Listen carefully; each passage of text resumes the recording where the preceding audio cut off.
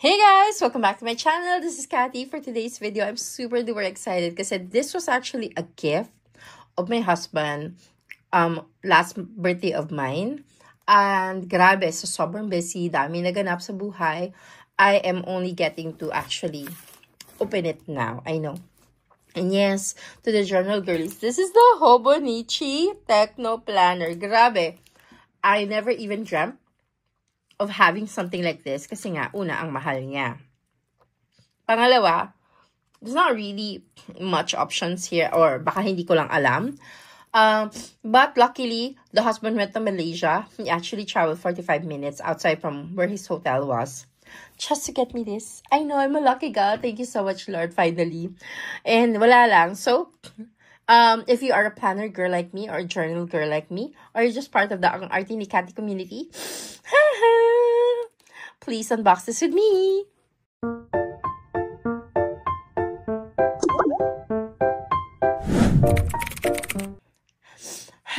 Okay guys, mas kalmado na ako. I'm sorry for the super duper high pitch entrada. But anyway, again, my name is Kathy. On this channel, we do a lot of unboxings, first impressions.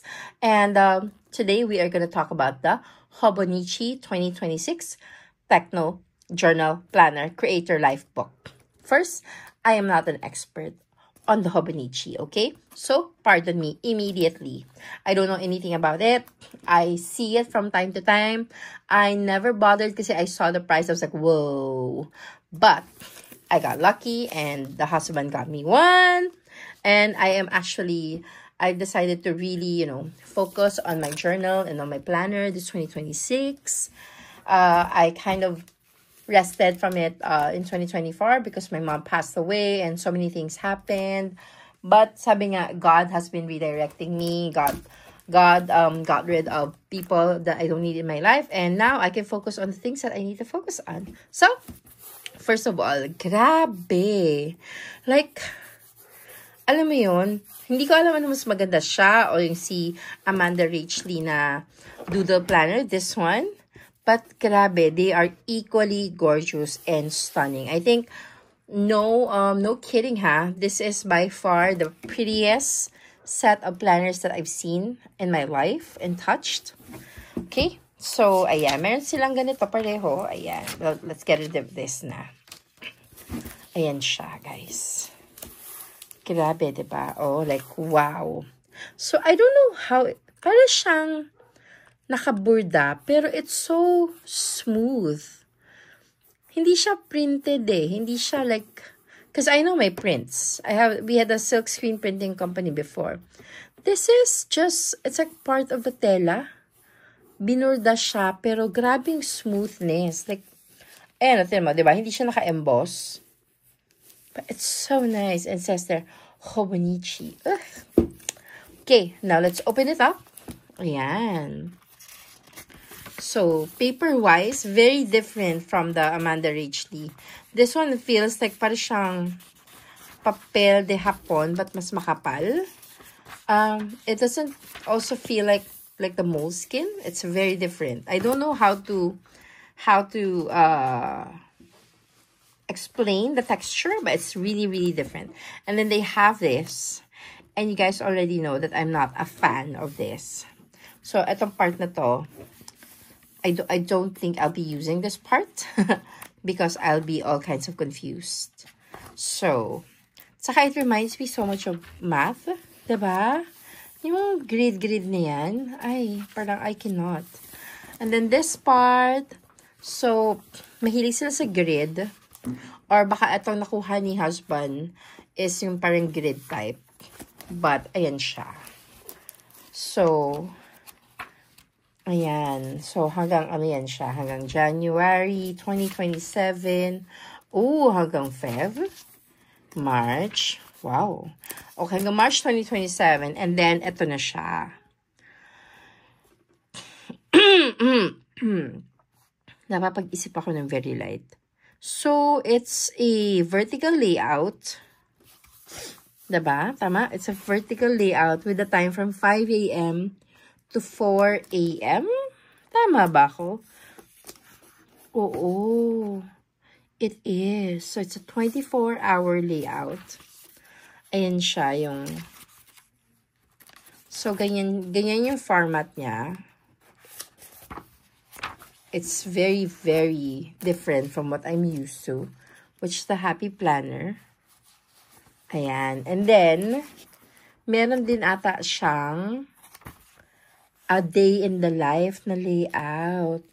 So, I think my question would be for this is, anong pen yung pwedeng gamitin na hindi magbi-bleed?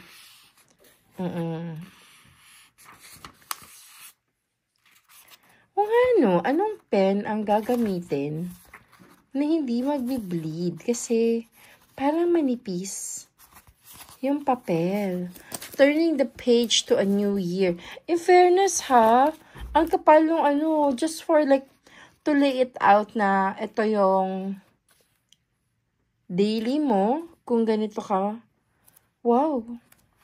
So, meron siyang parang, okay, ito yung mga meetings. So, I think ito yung parang bullet points. Diba? And then, when you have, ano na, the more, a day in the life, it's very complete. Ayan na. January 1. Pak. Ay! Pinag-isipan. Pero wait. Let me check. Kung tama yung intindi ko. This is the most confusing. Kasi nga, hindi ako maalam. I'm sorry, guys, okay? Bear with me. I have a sore throat. I'm sorry. Okay, so it has this blank page and then this. Akala ko naman bawat page ka. No. So, you have a day in the life nga. Tapos, naka-grid siya.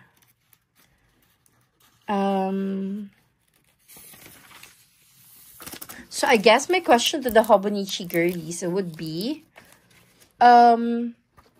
what can I use for a pen so that this does not bleed onto the other side? Because I normally use a gel pen. I also use the Papermate. Ayan, the Papermate. But I do also have the Uniball Signo. So this is another pen that I really also like. So yeah. Tapos meron siyang ganito. Timetable. Write a recurring RD schedule for each day of the week. Oh. Tapos meron siyang favorites.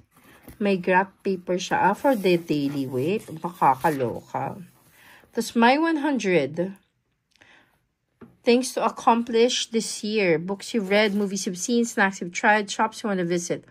Oh, interesting. So, at least have parang, ano yung nangyari yung 2026? Ito yung 100 ko.